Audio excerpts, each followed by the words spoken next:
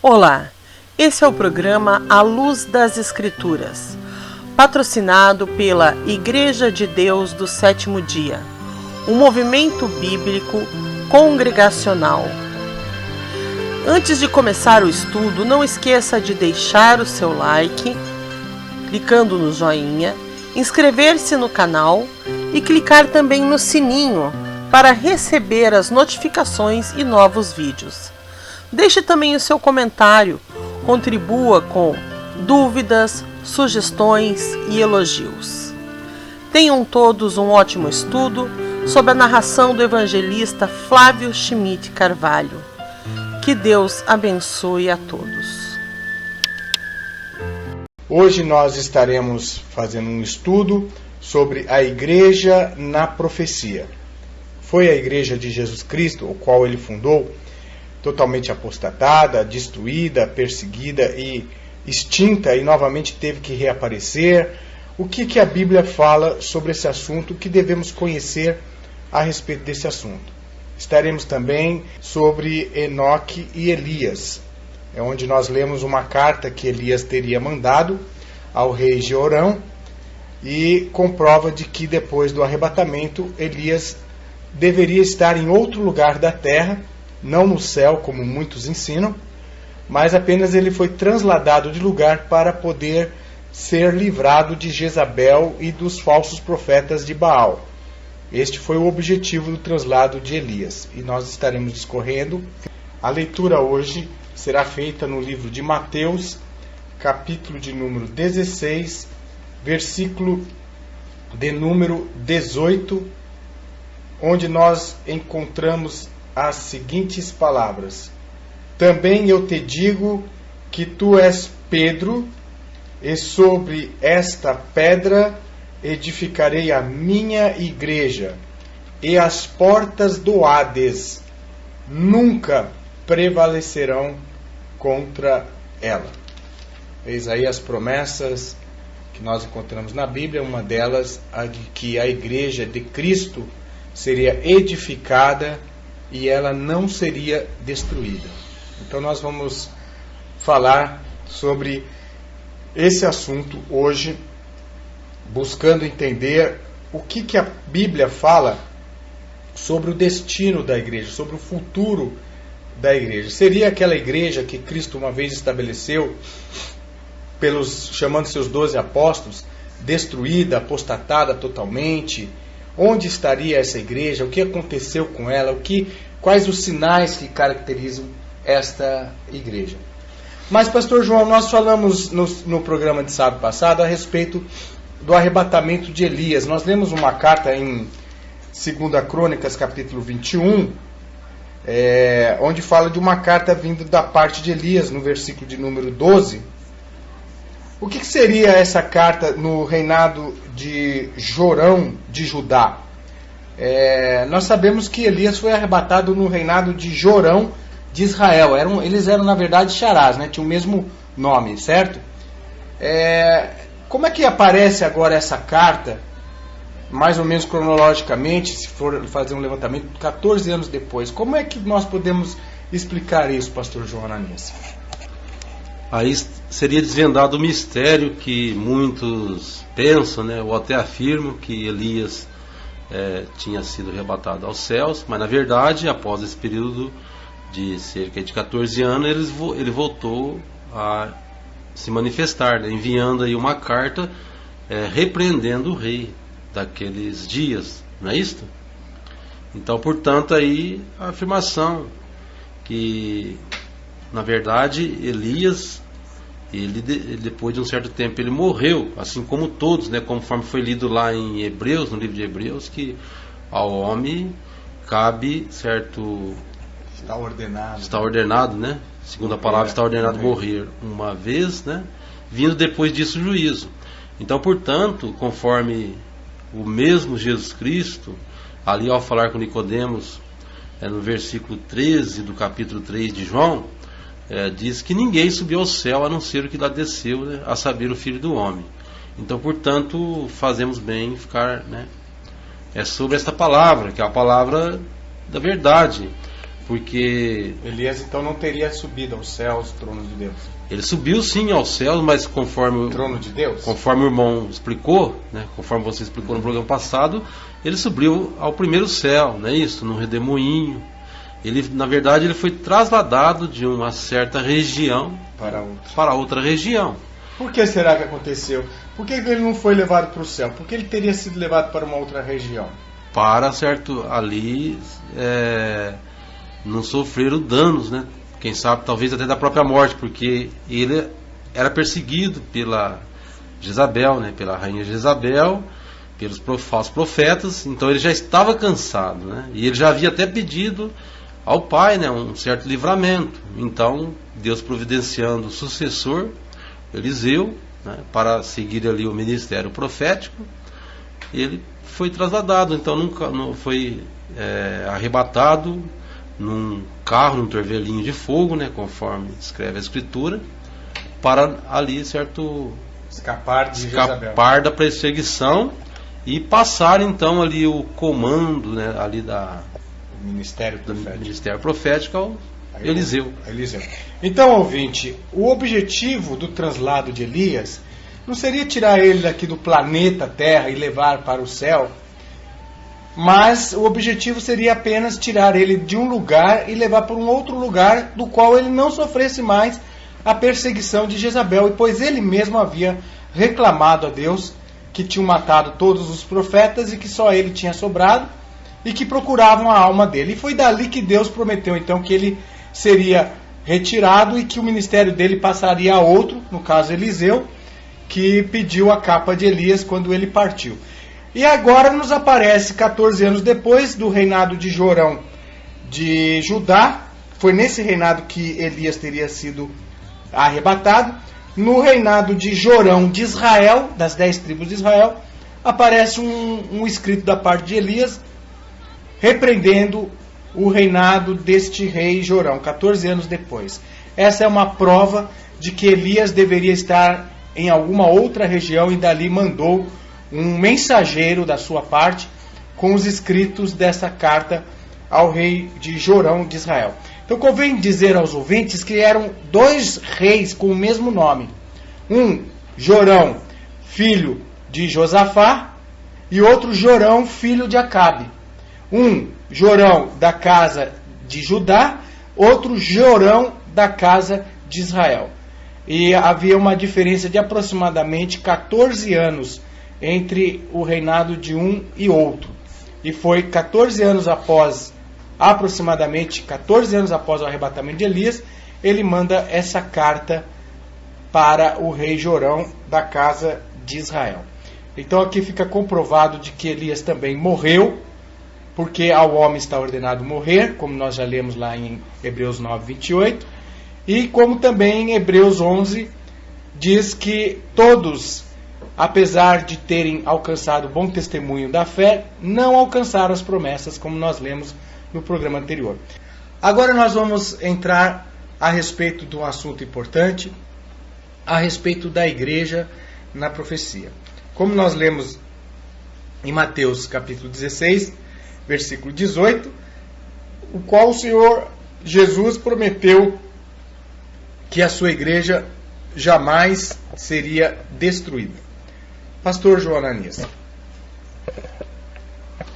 Isto, porque a igreja de Jesus Cristo, a igreja de Deus, ela é uma igreja viva. E aqui há uma profecia do próprio mestre, ao ali dialogar com o apóstolo Pedro, que ele edificaria a sua igreja sobre a pedra, né, que simboliza ele próprio, né? Muitos afirmam que a pedra simboliza o apóstolo, mas não é verdade, né? Ali estava referindo a ele mesmo, porque é ele que fez esta obra, né? E aí o apóstolo Pedro morreu, né? E o apóstolo Pedro morreu. E uma coisa importante que fazemos bem ficar atento, que ele disse aqui que a porta do Hades, né, ou do inferno, prevaleceria contra, né, não prevaleceria contra a igreja, não é isto? Então, portanto, é uma igreja que ela sempre seguiu aí triunfante, militante, testemunhando do verdadeiro evangelho, do reino de Deus. O ouvinte pode também conferir em suas Bíblias Mateus capítulo de número 28, versículo de número 20. Mais uma vez aqui, nessa passagem, Jesus confirma a existência da sua igreja por todos os séculos. Ele diz assim: e ensinando-as a observar tudo quanto vos ordenei, e eis que eu estou convosco todos os dias, até a consumação dos séculos. O Senhor Jesus promete então estar com a sua igreja, com o seu povo, os seus discípulos, todos os dias. Porque existe um ensinamento bastante divulgado. Esse ensinamento tem o objetivo de validar o surgimento de muitos movimentos, principalmente a Reforma Protestante.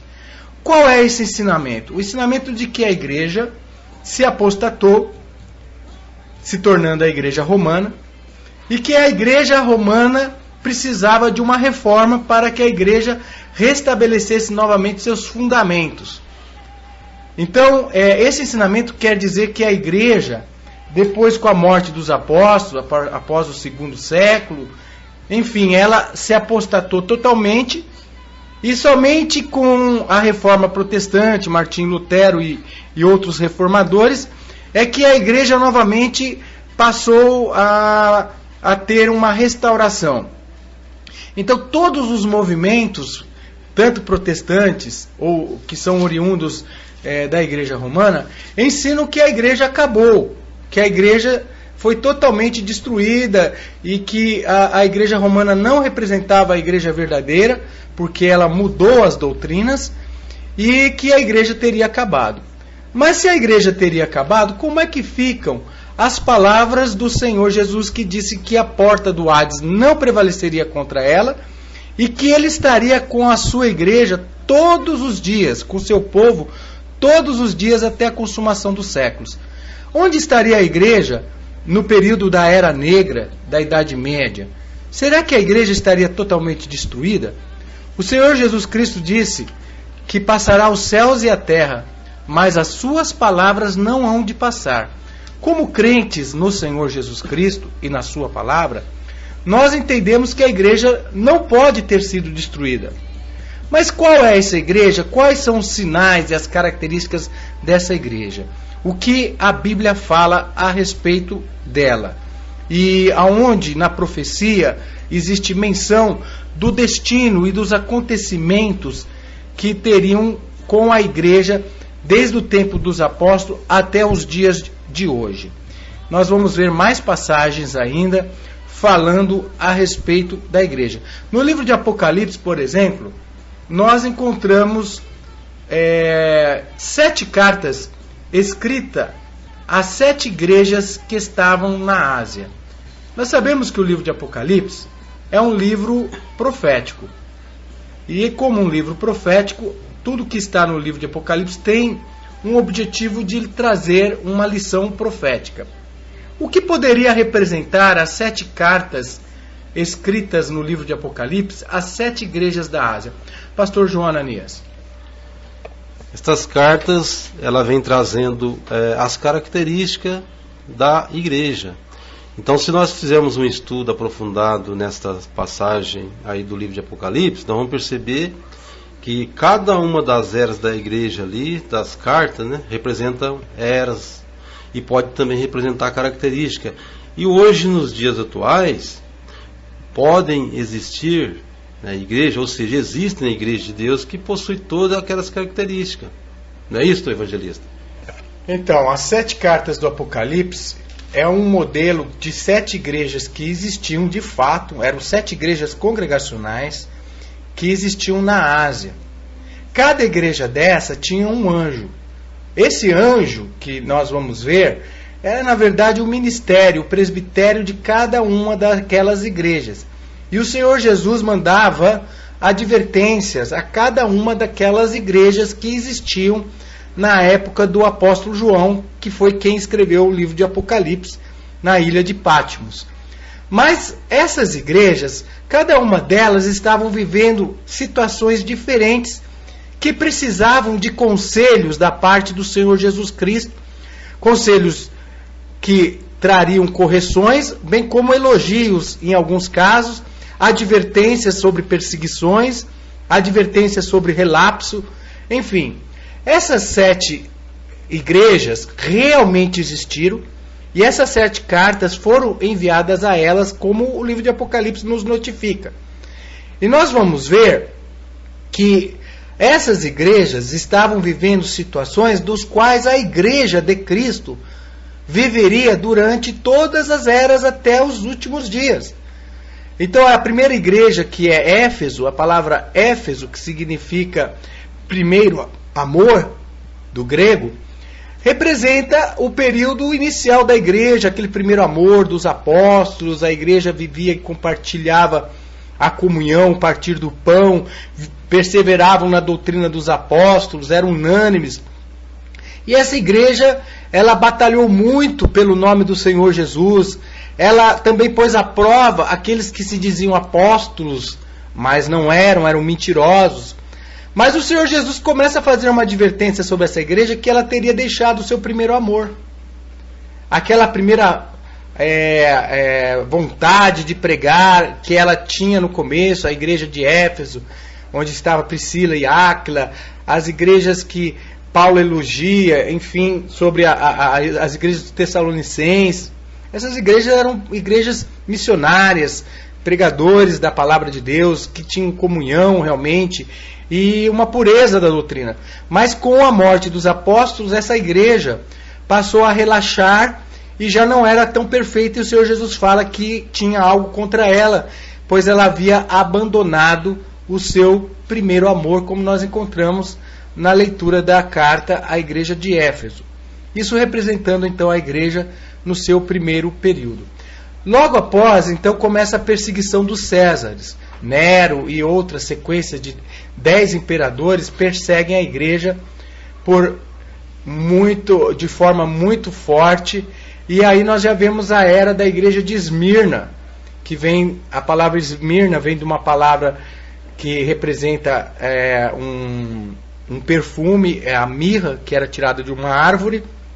E a mirra era utilizada para embalsamar pessoas. Era um perfume muito caro, e a árvore, para tirar a mirra, tinha que ser ferida para que saísse a mirra. Isso querendo o Senhor Jesus mostrar que essa igreja do segundo período, que representa as perseguições do Império Romano contra a igreja, ela sofreria muito, mas seria uma igreja que demonstraria o seu testemunho de coragem, de amor pelo Senhor Jesus, pela sua palavra, e o Senhor Jesus vai advertindo esta igreja, a igreja de Esmirna, já preparando ela para que suportasse a perseguição. Então nós vamos encontrar nas 7 eras, as 7 cartas que representam as 7 eras da igreja, uma comprovação da existência da igreja, e que o Senhor Jesus Cristo é aquele que anda no meio dos 7 castiçais. Ele não falou: eis que eu estou convosco todos os dias até a consumação dos séculos? Em Apocalipse 1,17 nós encontramos a leitura, pastor João Ananias, Apocalipse 1,17. Quando ouvi, caí a seus pés como morto. Porém ele pôs sobre mim a mão direita, dizendo: não temas, eu sou o primeiro e o último, e aquele que vive. Estive morto, mas eis que estou vivo pelos séculos dos séculos, e tenho as chaves da morte e do inferno. Escreve, pois, as coisas que viste, e as que são, e as que hão de acontecer depois destas. Quanto ao mistério das 7 estrelas que viste na minha mão direita, e aos 7 candeeiros de ouro, as 7 estrelas são os anjos das 7 igrejas, e os 7 candeeiros são as 7 igrejas. Muito bem, então os 7 candeeiros são as 7 igrejas. E nós vamos ver que o Senhor Jesus, ele passeia no meio desses 7 castiçais, que representa as 7 igrejas. Representa as coisas que existem, que foram, que são e que hão de acontecer, como nós lemos ali em Apocalipse agora. E também diz no livro de Apocalipse que Jesus, ele passeia no meio desses 7 castiçais, mostrando aí que ele está observando a sua igreja. Ele estaria com a sua igreja todos os dias, até a consumação dos séculos. Então aqui nós vemos aqui no versículo de número 13: e no meio dos candelabros, alguém semelhante a um filho do homem, vestido com uma túnica longa e cingido à altura do peito com um cinto de ouro, né? Então, nós vemos no meio dos 7 castiçais o Senhor Jesus, quer dizer, então Jesus acompanhando a sua igreja todos os dias, ele vive para todo sempre, ele não foi morto. Então o corpo de Cristo sempre existiu. Assim como Cristo é imortal, a sua igreja sempre existiria. Atos capítulo de número 2, versículo 39, existe a promessa de que a todos quanto Deus chamasse, de todas as épocas. Então, para que isso se cumpra, Atos 2,39, a igreja deveria estar viva todos os séculos. Vamos ler Atos 2,39. Pois para vós outros é a promessa para os vossos filhos e para todos que ainda estão longe, isto é, para quantos o Senhor nosso Deus chamar. Então a promessa do Espírito Santo, dos perdões dos pecados, como Pedro fala em Atos 2,38, que cada um seja batizado em nome do Senhor Jesus Cristo, para perdão dos pecados, e recebereis o dom do Espírito Santo. Essa promessa vos diz respeito a vós, a vossos filhos, e a todos quanto estiverem longe, e a todos quanto Deus nosso Senhor chamar. Então, para que essa promessa ela estivesse viva todos os séculos, o que deveria ser a respeito da igreja, pastor João Ananias? Ela deveria, certo, ter vida, né? Ter continuidade, não é verdade? Então essa mensagem que diz que a igreja foi destruída e na Idade Média não existia a igreja, ela estava totalmente apostatada, confere com as Escrituras? Não confere. A gente pode até fazer também mais uma leitura aqui no Evangelho de Marcos, no capítulo 16, no verso 16 a seguir diz assim: quem crer e for batizado será salvo, quem porém não crer será condenado. E esses sinais hão de acompanhar aqueles que creem, e em meu nome expelirão demônios, falarão novas línguas, pegarão em serpentes, e se alguma coisa mortífera beberem, não lhes fará mal. E se impuserem as mãos sobre os enfermos, eles ficarão curados. Então esses sinais, eles acompanhariam aos que creem, aos que crescem no nome de Jesus e no Evangelho do Reino de Deus. Há uma corrente teológica que diz que muitos sinais, muitos prodígios, né, da parte dos primeiros cristãos só foram possíveis nos dias apostólicos. Seria isso mesmo verdade? Então aqui a palavra de Deus está nos afirmando que esse sinal acompanharia, ou seja, então a igreja ela seguiu militante. E esses sinais, os dons espirituais, jamais poderiam, certo, arredar pé da igreja, porque a igreja sem os dons espirituais é uma igreja morta. Tanto é que nós fazemos bem ver a exortação ali na carta dirigida às 7 igrejas da Ásia, o que o Senhor Jesus Cristo tem a dizer a cada um dos anjos, né, que são ali os dirigentes daquelas igrejas. Então hoje, esses sinais estão evidentes. Então, mais uma prova que a igreja ela é uma igreja que sempre existiu. E ela é composta de almas, né, de pessoas que são separadas, né, para o uso exclusivo e peculiar do Senhor.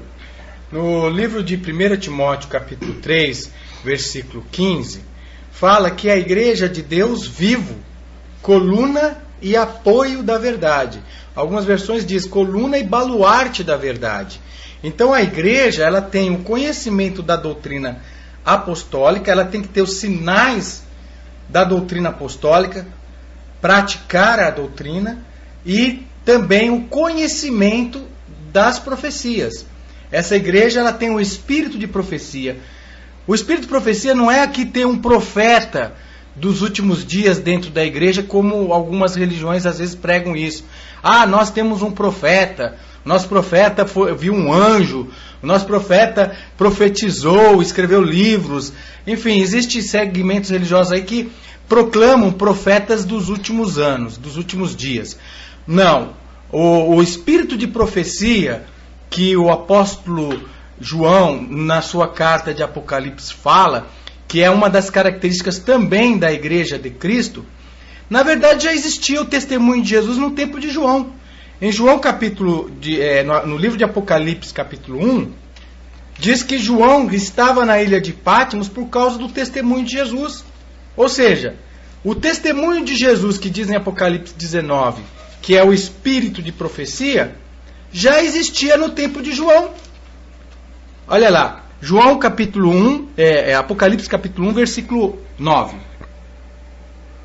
Eu, João, irmão vosso e companheiro na tribulação, no reino e na perseverança em Jesus, achei-me na ilha chamada Patmos, por causa da palavra de Deus e do testemunho de Jesus. Então João já estava, na época dele, na ilha de Patmos, com o testemunho de Jesus. Quer dizer, não existiam escritos de profetas modernos, não existiam escritos desses profetas do século XIX, naquela época de João. Ele era contemporâneo dos apóstolos, anos 100 da era cristã, provavelmente foi a época mais ou menos que se deu a visão do Apocalipse. E ele disse que ele já estava com o testemunho de Jesus. Ou seja, o espírito de profecia, que o livro de Apocalipse 19 fala, é na verdade o próprio livro de Apocalipse. E nós vemos nos últimos capítulos do livro de Apocalipse que não pode acrescentar e nem tirar nenhuma palavra do livro de Apocalipse.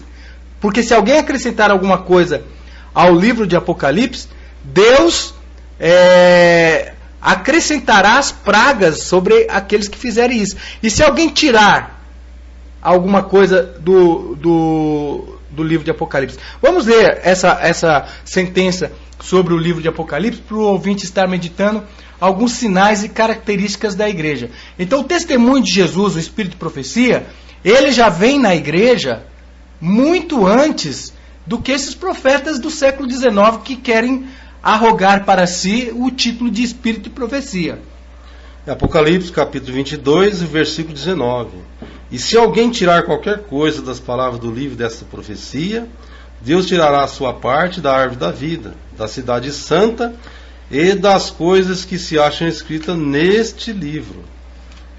Tá então certo? E se voltarmos aqui no capítulo 1, no verso 3, diz que bem-aventurado é aqueles que leem e aqueles que ouvem as palavras da profecia e guardam as coisas nela escritas, pois o tempo está próximo. Então, Apocalipse 19, versículo de número de 10, diz assim: Caí então aos seus pés para adorá-lo, mas ele me disse, não o faças. Sou servo como tu e como teus irmãos, que tenho testemunho de Jesus. E é a Deus que deves adorar. Com efeito, o espírito da profecia é o testemunho de Jesus. Então, o espírito de profecia é o testemunho de Jesus. Em Apocalipse 1 diz que João já estava na ilha de Patmos por causa do testemunho de Jesus. Então, o espírito de profecia é o livro de Apocalipse e já estava na época do apóstolo João. Agora, se eu escrever algum livro, me proclamar profeta, começar a dizer que eu estou escrevendo livros, e esses livros eu chamar eles de espírito de profecia, eu dizer que esses livros é o testemunho de Jesus, o que eu estou fazendo em relação ao livro de Apocalipse? Estaria acrescentando algo que não faz parte, né, da escritura sagrada, das escrituras inspirada, da escritura dirigida pelo poder de Deus, que é o Espírito Santo. Então, o espírito de profecia, ouvinte, é o próprio livro de Apocalipse. E o livro de Apocalipse fechou, acabou ali, encerrou tudo que era necessário para a revelação, para a salvação do homem, já está nas Escrituras. O dom de profecia hoje na igreja não é mais ministério profético, porque os profetas duraram até João. A lei e os profetas duraram até João. Agora estamos na época do ministério apostólico. Hoje, na verdade, a profecia é uma força, é uma arma que pode perfeitamente servir como auxiliadora do ministério. Mas o ministério hoje, ele é um ministério apostólico. Ou seja, nós devemos continuar ensinando e praticando as doutrinas apostólicas da igreja primitiva. Então o dom de profecia hoje na igreja é como, por exemplo, aconteceu com Ágabo. Ágabo profetizou que Paulo sofreria uma perseguição e seria preso em Jerusalém. é o dom de profecia com o objetivo de orientar a igreja local para algum perigo, para lutar contra as forças das trevas. Mas o dom de profecia hoje não é mais ministério profético. Ou seja, uma pessoa que se diz profeta e que dirige a igreja inteira, escrevendo livros e dando o nome desses livros de espírito de profecia. Isso não existe mais. Ministério profético terminou em João. De profetas que existiram, João Batista foi o último e foi um dos maiores profetas. Jesus falou que a lei e os profetas profetizaram até João Batista. Então ali termina o ministério profético. O dom de profecia hoje tem apenas o objetivo em que o Espírito de Deus revela ao crente alguma coisa relacionada à sua vida local que pode estar correndo algum perigo com o objetivo de consolá-lo, ou seja, para a edificação da igreja. Não existe mais, segundo as Escrituras, ministério profético. E a igreja, ela foi sempre acompanhada pelo ministério profético do Senhor Jesus. O Senhor Jesus fala na sua igreja através do livro de Apocalipse, através da revelação dos apóstolos. Toda a doutrina necessária para a salvação estão nas Escrituras. Não existe mais nenhuma revelação de doutrina ou coisa parecida fora das Escrituras que sejam necessárias para a salvação. Tudo o que nós precisamos conhecer para a salvação está na Bíblia. E através do Espírito Santo nós somos dirigidos nas Escrituras para entender. Não existe mais esse tipo de revelação de pessoas que se dizem profetas dos últimos dias. Aliás, nós devemos tomar muito cuidado, porque o Senhor Jesus falou que nos últimos dias surgiriam muitos falsos profetas e enganariam a muitos. Ouvinte, se tem alguma pessoa fazendo apelo de você aceitar algum profeta ou algum servo de Deus que diz que é profeta e que ele tem livros e que ele tem um ministério profético, tome muito cuidado. Confira nas Escrituras para ver as coisas, porque muitas pessoas estão enganadas e a igreja ela tem o espírito de profecia, mas o espírito de profecia não é isso que andam dizendo ou pregando por aí. O espírito de profecia é o próprio livro de Apocalipse, como nós acabamos de provar. Então a igreja, ela subsistiu todas as eras. Não obstante, muitos pregarem que a igreja foi destruída. Mas por que será, pastor João, que hoje muitos movimentos tentam, de alguma forma, dizer que a igreja foi destruída? Qual que seria a motivação para se pregar esse ensinamento que a igreja acabou, que a igreja foi perseguida e morreram todos os cristãos, e que somente com a reforma a igreja voltaria novamente a ser restaurada? Olha, isto com certeza seriam, né, para validar os movimentos religiosos, né, que muitos fundam. Porque na verdade a verdadeira igreja, a igreja viva do Senhor, ela foi fundada pelo próprio Filho de Deus, né, por Jesus Cristo, que restaurou o tabernáculo de Davi que estava caído. Agora, hoje em dia, se algum pastor, algum obreiro, certo, se intitulam fundador, né, de algum movimento religioso, ele, para atrair então as almas após si, conforme já nos alerta a própria Escritura, ele vai fazer um estudo de forma que prove que a igreja deixou de existir por um período, mas não é verdade. Não é isso que as Escrituras nos conferem. Porque para cumprir as palavras proféticas, né, as palavras do próprio Senhor Jesus Cristo, né, que nós sabemos que é o grande profeta que Deus levantaria no meio dos irmãos, e que quem ouvisse viveria, e quem deixasse de ouvir seriam extirpados, né, ou morreriam. Então nós temos que ficar atentos. Na verdade, a igreja ela é uma igreja que sempre teve continuidade. Ela passou por perseguição, sim, teve uma época negra da história da igreja, mas mesmo essa época, a qual ela até deixou de profetizar devido à perseguição intensa, a época das inquisições, das perseguições sobre os cristãos, que eram taxados de hereges, né? Que tem a história, livros históricos que relata que muitos servos eram exterminados em praças públicas, em fogueiras, cerrado ao meio, né? Esquartejado.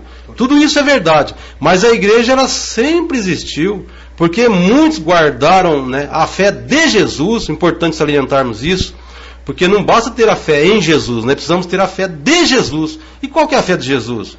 Aí o evangelista acabou de explicar. O testemunho de Jesus é a verdadeira profecia. Conhecimento das profecias, a prática da doutrina, a guarda dos mandamentos.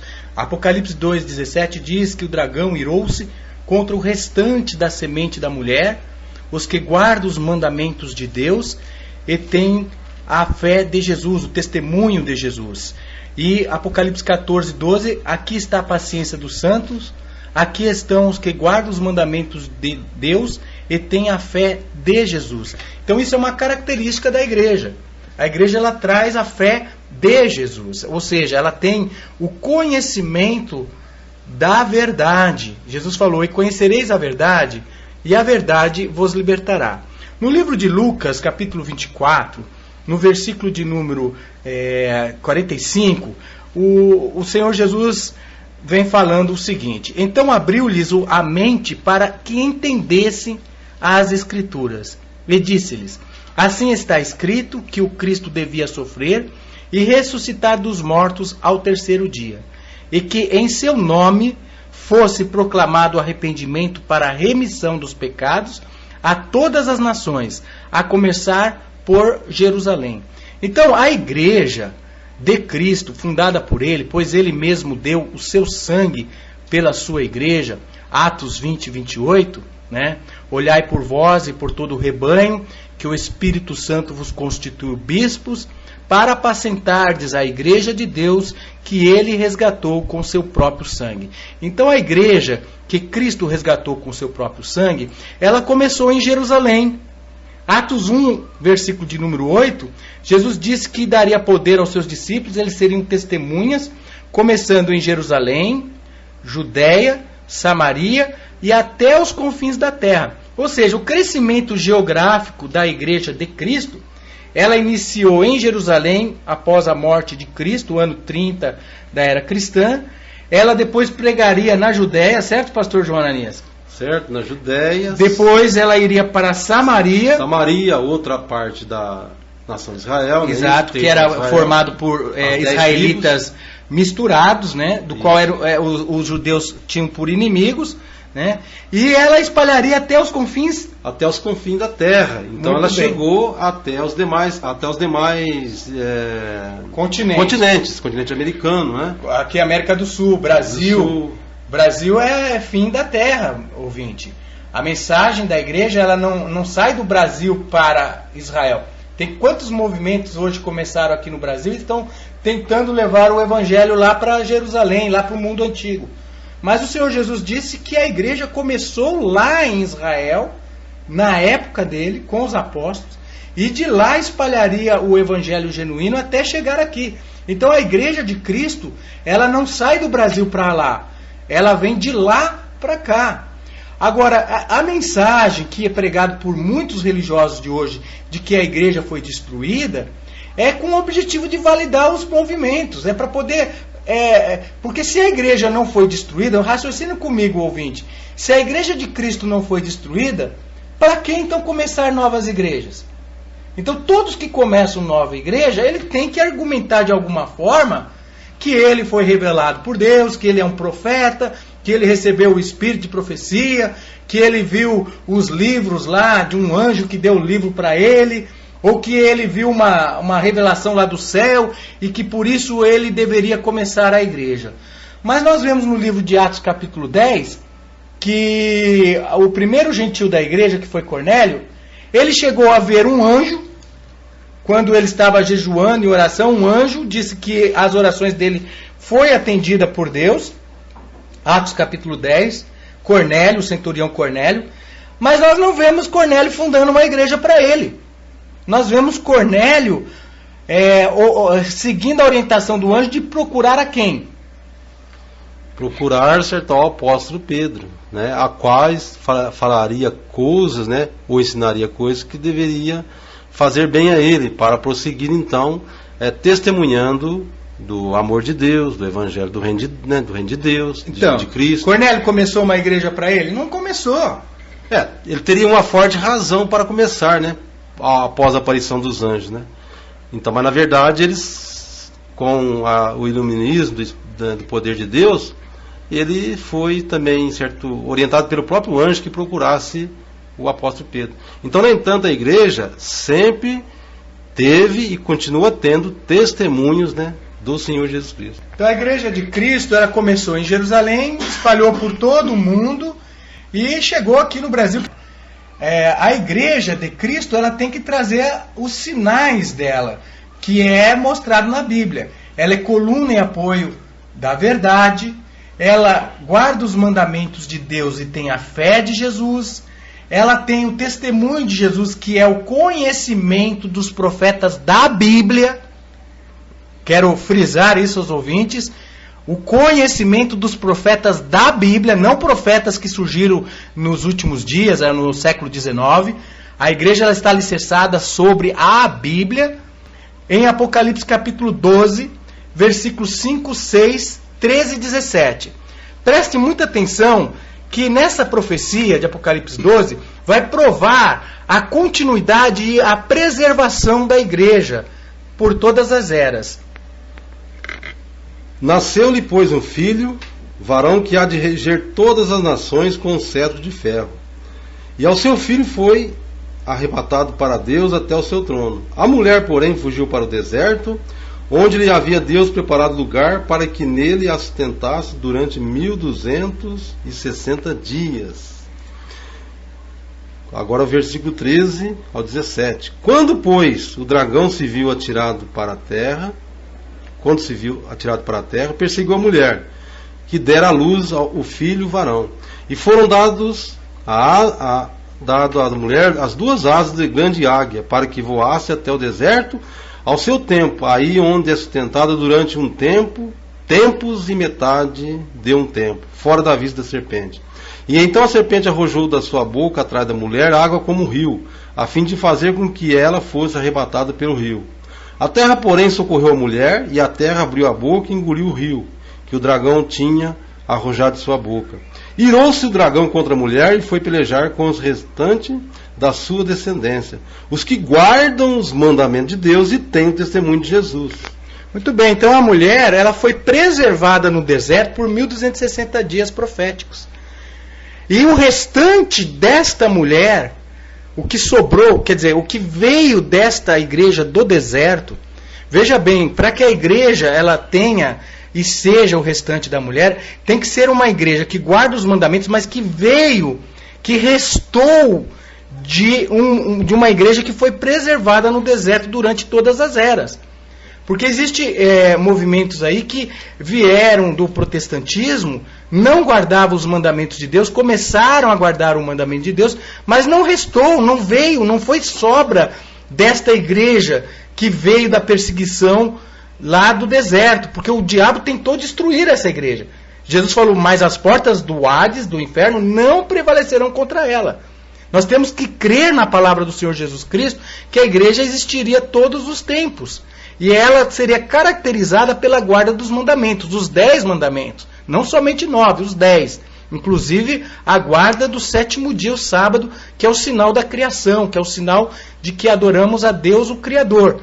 Esta característica, a igreja ela traria durante todas as eras. Ela não foi um movimento que surgiu de um avivamento bíblico em meio de movimentos que não guardavam os mandamentos de Deus. Não, a igreja verdadeira ela veio do deserto, foi sustentada no deserto, isso é uma prova de que ela foi preservada, e o restante da semente, ou seja, os que sobraram desta sequência, é contra esses que o dragão se irou. Então nós temos que prestar muita atenção sobre esses aspectos. Ainda dando continuidade sobre esse importante assunto, e nós vamos estar falando sobre um sinal da igreja muito importante, que é o batismo. O batismo de acordo com as Escrituras.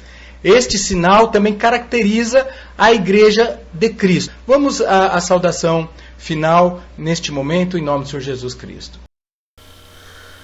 Chegamos ao final de mais um estudo bíblico do programa À Luz das Escrituras.